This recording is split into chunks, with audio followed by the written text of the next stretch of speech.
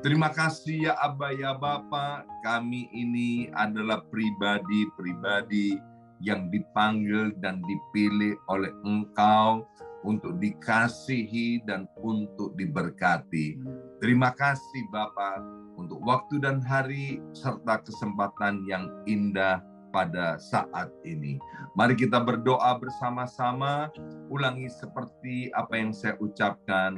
Bapa kami yang ada di dalam surga, dikuduskanlah namamu, datanglah kerajaanmu, jadilah kehendakmu di bumi ini seperti di dalam surga.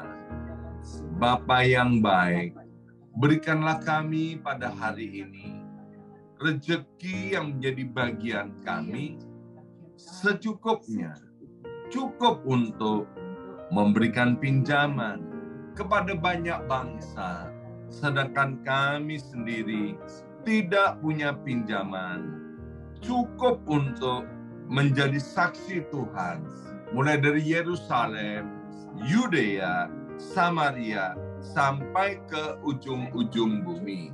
Cukup untuk menjadikan semua bangsa murid Kristus dan membaptis mereka dalam nama Yesus. Terima kasih Bapa untuk rezeki yang secukupnya, dan ampunilah dosa-dosa kami, ampunilah kesalahan kami, seperti kami pun mengampuni orang-orang yang bersalah kepada kami. Dan janganlah masukkan kami ini ke dalam pencobaan, tetapi bebaskanlah kami dari segala yang jahat. Sebab Engkaulah yang empunya kerajaan, kuasa, dan kemuliaan sampai selama-lamanya. Dalam nama Tuhan Yesus, kami sudah berdoa. Haleluya, haleluya. Mari Bapak Ibu sekalian, sekarang kita bersama-sama secara serempak dan serentak kita akan menggemakan Mazmur 91 dengan suara yang keras, dengan suara yang lantang dari tempat kita masing-masing. Alkitab berkata, mati dan hidup dikuasai oleh lidah, siapa suka menggemakannya akan memakan buahnya. 2, 3. Mazmur 91.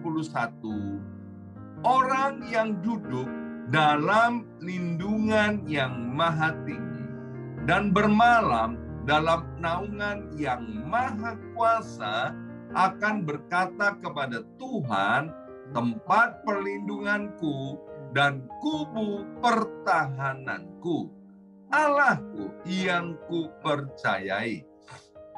Sungguh Tuhanlah yang akan melepaskan aku dari jerat penangkap burung dan dari penyakit sampar yang busuk. Dengan kepaknya Tuhan akan melindungi aku, di bawah sayapnya aku akan berlindung. Kesetiaan Tuhan ialah perisai dan pagar tembok. Amin, amin, amin. Terjadi di dalam nama Tuhan Yesus. Aku tak usah takut terhadap kedahsyatan malam, terhadap panah yang terbang di waktu siang, terhadap penyakit sampar yang berjalan di dalam gelap, terhadap penyakit menular yang mengamuk di waktu petang. Walau 1.000 orang rebah di sisiku dan 10.000 di sebelah kananku, tetapi itu tidak akan menimpa aku. Aku hanya menontonnya dengan mataku sendiri dan melihat pembalasan terhadap orang-orang fasik. Sebab Tuhan ialah tempat perlindunganku yang maha tinggi, telah kubuat tempat perteduhanku. Amin, amin, amin. terjadi di dalam nama Tuhan Yesus. Malapetaka tidak akan menimpa aku, dan tulah tidak akan mendekat kepada kemahku. Sebab malaikat-malaikat Tuhan akan diperintahkan oleh Tuhan kepadaku untuk menjaga aku di segala jalanku. Para malaikat Tuhan akan menatang aku di atas tangannya, supaya kakiku jangan terantuk kepada batu. Singa dan ular tedung akan aku langkai. Aku akan menginjak anak singa dan ular naga. Amin, amin, amin. Terjadi di dalam nama Tuhan Yesus. Sungguh hatiku melekat kepada Tuhan, maka Tuhan akan meluputkan aku, Tuhan akan membentengi aku, sebab aku mengenal nama Tuhan. Bila aku berseru kepada Tuhan, Tuhan akan menjawab. Tuhan akan menyertai aku dalam kesesakan. Tuhan akan meluputkan aku dan memuliakan aku. Dengan panjang umur akan Tuhan kenyangkan aku, dan akan Tuhan perlihatkan kepadaku keselamatan daripadanya. Amin, amin, amin. Terjadi di dalam nama Tuhan Yesus. Terima kasih Bapak. Hari ini kami akan mendengarkan sebagian daripada kebenaran firman Tuhan. Berbicaralah kepada kami ya Aba ya Bapa. Biarlah Allah Roh Kudus menolong kami semua, sehingga benih firman Tuhan yang ditaburkan tidak satu pun yang kembali dengan sia-sia. Dalam nama Yesus, yang siap mendengarkan firman Tuhan, angkat jempolnya ke depan dan katakan amin 3 kali. Amin, amin, amin. Salam revival, salam kebangkitan. Semangat pagi. Ya, semuanya semangat pagi. Shalom Bapak Ibu semuanya. Apa kabarnya? Iya, senang sekali hari ini Kamis 15 Juni 2023 boleh bersama-sama kembali dengan Bapak Ibu sekalian ya. Dan sebelum kita dengar firman Tuhan, hari ini ada yang berulang tahun nih, pendoa kita yang setia ini, Ibu Irin Kristi Chong. Shalom Ibu Irin Kristi Chong. Nah ini udah muncul nih ya, udah muncul. Ini Ibu Kristi Chong. Happy birthday, Ibu Kristi. Tuhan berkati.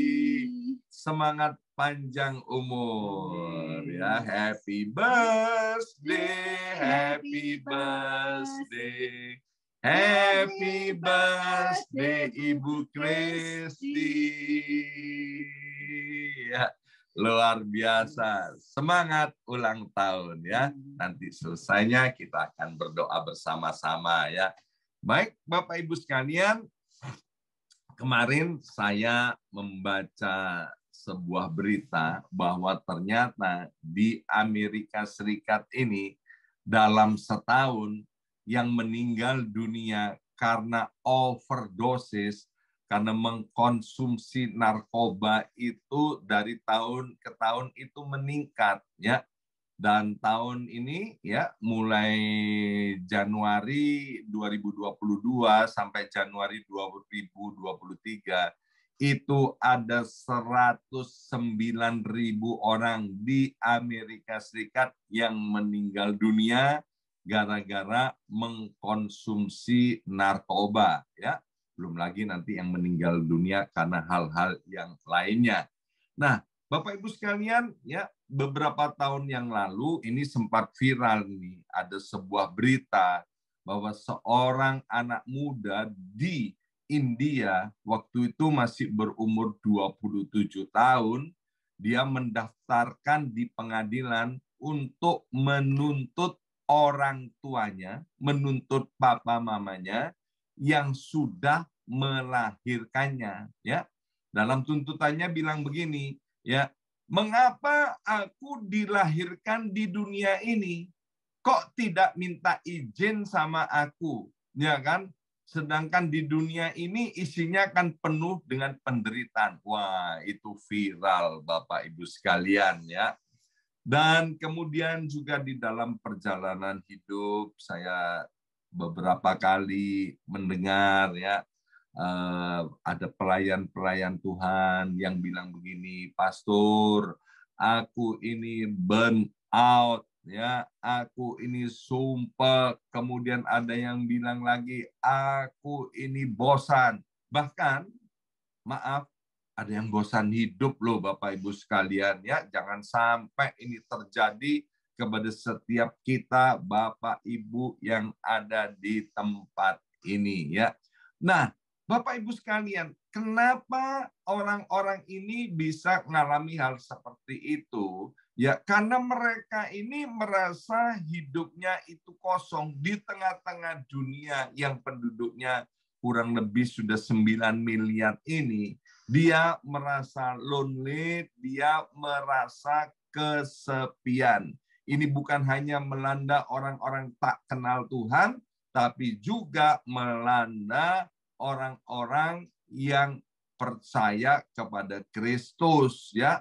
Mereka punya teman, tapi temannya juga pada sibuk. Mereka bekerja dan bekerja di tengah-tengah pekerjaan yang sibuk. Mereka juga merasa sepi dan bosan, serta mereka bilang begini, aduh hidup kok gini-gini aja ya, terus-menerus, ulang berulang, dari pagi sampai malam begini, besoknya begini lagi, begini lagi. Dan kemudian timbul pertanyaan, untuk apa Tuhan itu menciptakan aku, ya?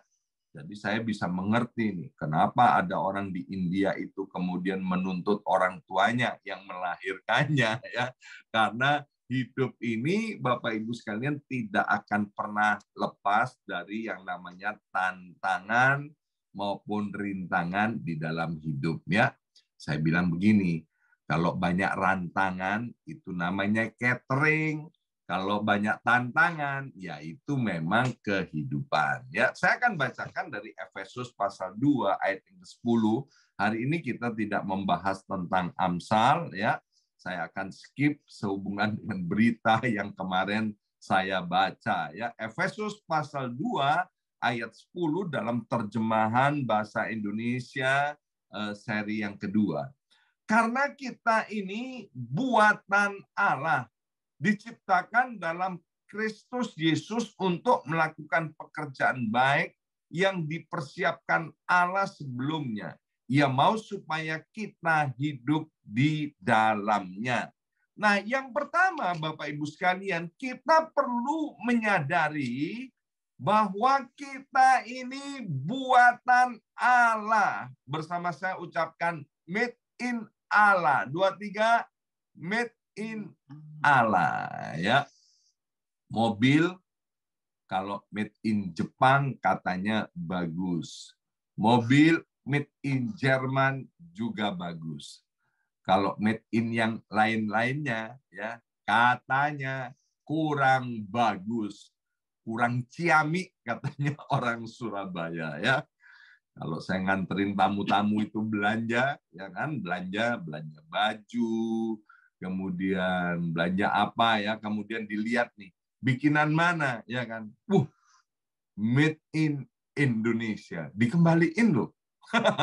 Saya bilang, kamu ini kok meremehkan, ya kan? Itu made in Indonesia, itu bagus loh, orang-orang Indonesia. Saya bilang, saya ini suka orang Indonesia. Orang Indonesia itu kalau membuat segala sesuatunya itu sepenuh hati, termasuk makanan, ya kan? Wah, itu kuliner di Indonesia top, paling top. Karena mereka bikinnya luar biasa, bumbunya banyak sekali, ya. Ope kata orang Jawa, ya. Jadi jangan pernah ngeremehkan made in Indonesia. Kemudian kalau mau beli souvenir nih di Amerika, ya kan? Kepinginnya dapat bisa souvenir itu made in Amerika. Ternyata di mana-mana, meskipun kita tinggal di Amerika, souvenirnya made in China. Penonton kecewa katanya, jangan kok semuanya made in China. Bahkan kalau sampai beli tas branded, barang-barang branded ya, kalau ada yang made in China, mereka langsung drop, mereka nggak jadi beli ya. Nah, Bapak Ibu sekalian, kita tahu ya bahwa negara-negara tertentu memproduksi barang yang tidak berkualitas sehingga kita tidak bangga untuk memilikinya. Tapi kalau punya barang made in Prancis ya kan, atau made in Amerika, wah ya maaf Bapak Ibu sekalian, sepatu saya semuanya made in Amerika ya. Semua itu sneaker saya made in Amerika, sepatu pesta saya made in Amerika. Saya bangga dengan buatan Amerika. Maaf Bapak Ibu sekalian ya. Tapi Alkitab bilang kita ini buatan Allah ya. Jadi kalau buatan Allah bukan saja top, tapi udah nggak ada duanya. Itu top banget Bapak Ibu sekalian. Jadi kita mesti ngerti supaya hidup ini nggak bosan, bahwa kita ini made in Allah, kita ini diciptakan Allah serupa dan segambar dengan Tuhan Allah kita. Bahkan Bapak Ibu sekalian, setelah diciptakan serupa dan segambar Allah, dihembuskan nafas Allah. Jadi apa? Kita ini adalah produk unggul. Kita ini bukan produk ecek-ecek. Kita ini bukan produk yang nggak ada artinya. Terimalah kebenaran ini, terimalah firman Tuhan ini, percayalah. Sehingga apa? Sehingga kita bisa menghargai diri kita masing-masing. Kita bisa menghargai hidup kita. Ya, kalau kita tahu barang ini made in yang tidak kita suka, kita sering kali sembarangan dengan barang itu. Tapi kalau kita tahu bahwa ini buatan yang unggul dan hebat, kita jaga, kita simpan dengan baik-baik. Demikian juga kalau kita menyadari bahwa kita ini made in Allah, maka kita juga akan jaga hidup kita sedemikian rupa sehingga kita nggak bosan dengan kehidupan ini. Maka itu Bapak Ibu sekalian, kita perlu menaruh dalam alam sadar kita, alam bawah sadar kita, bahwa kita ini memang bibit unggul diciptakan oleh Tuhan. Belum lagi kalau ngomong bibit unggul, ya kan? Kalau kita belajar biologi dulu waktu di sekolah, dari sekian juta sperma yang mau membuai sel telur itu, hanya satu, yaitu yang benar-benar unggul yang bisa membuai sel telur itu. Dari jutaan itu berlomba-lomba. Dan kemudian jadilah kita ini. Ya. Jadi kalau kita ngerti siapa kita ini, bahwa kita ini adalah buatan Allah, maka saya percaya kita nggak akan sembarangan dengan hidup kita. Yang kedua, dalam Sakaria pasal 2 ayat yang ke-8 dikatakan, sebab beginilah firman Tuhan semesta alam, yang dalam kemuliaannya telah mengutus aku mengenai bangsa-bangsa yang telah menjarah kamu. Sebab siapa yang menjamah kamu berarti menjamah biji matanya atau biji mata Allah. Jadi Sakaria pasal 2 ayat 8 dengan jelas mengatakan bahwa kita ini juga biji mata Allah. Bersama saya ucapkan, kita ini biji mata Allah. 2, 3, kita ini biji mata Allah. Yang pertama, kita ini buatan Allah.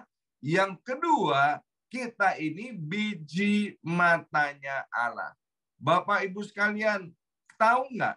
Yang namanya biji mata ini kita rawat, kita pelihara, kita jaga, kita lindungi sedemikian rupa. Istri saya karena operasi katara ya. Ya, maka itu dia perlu memakai ini obat tetes mata, air mata buatan itu ya. Kalau dia mau netesin air mata, saya ada di sampingnya, dia bilang, hati-hati ya, saya mau tetesin mata saya. Maksudnya apa? Supaya nggak kena senggol, ya kan? Dan saya percaya setiap kita kalau kemasukan debu sedikit aja matanya, kita bingung untuk membersihkan mata kita. Artinya apa? Tuhan bilang bahwa kita ini biji mata Allah. Tuhan mau menyampaikan kepada kita semua, kita nggak perlu khawatir tentang kehidupan ini. Sebagai biji mata Allah, kita ini pasti Tuhan jaga, pasti Tuhan pelihara, pasti Tuhan lindungi.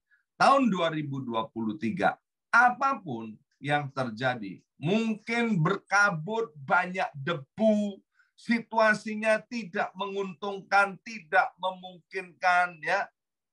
Percayalah sebagai biji mata Allah, Tuhan tidak akan izinkan mata kita berdebu. Artinya Tuhan tidak akan pernah izinkan kita ini sebagai biji matanya mengalami hal-hal yang tidak baik. Mungkin kita mendapatkan ancaman, kita mendapatkan intimidasi, atau ada hal-hal yang menakutkan yang ada di depan kita. Tuhan tidak akan pernah lalai menjaga biji matanya, ya. Kita punya biji mata, ada kelopak mata. Tujuannya apa? Yaitu supaya biji mata ini terlindungi. Dan secara otomatis ya nggak perlu pakai air mata buatan, bisa keluar air mata agar menjaga biji mata kita tetap lembab, ya.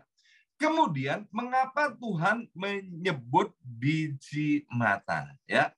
Biji mata ini begini Bapak Ibu sekalian, kita pakai biji mata itu kan untuk melihat, ya, untuk melihat segala sesuatu. Kita beruntung, kita dianugerahi oleh Tuhan, 2 bola mata, biji mata, bisa melihat. Tuhan mau begini, maaf untuk yang tidak bisa melihat, ya. Tuhan mau supaya kita ini memandang atau melihat segala sesuatunya seperti Tuhan melihat. Karena apa?